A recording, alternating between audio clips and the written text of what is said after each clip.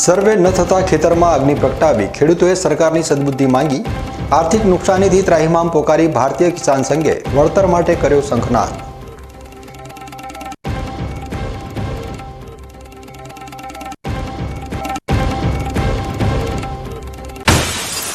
તંત્રની આંખ સામે જ નિયમોનું ખંડન.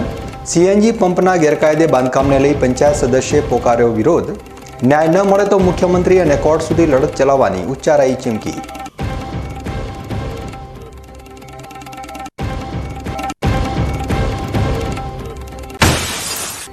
દિયોદર ડેપોમાં ત્રાસની પરાકાષ્ઠા. એસટી ડ્રાઈવરે વિડીયો બનાવી ઝેર પીધું.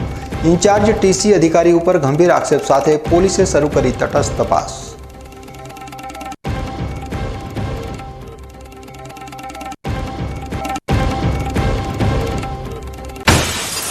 સુવિધાઓના અભાવે પણ સંઘર્ષની જ્યોત પ્રગટાવી.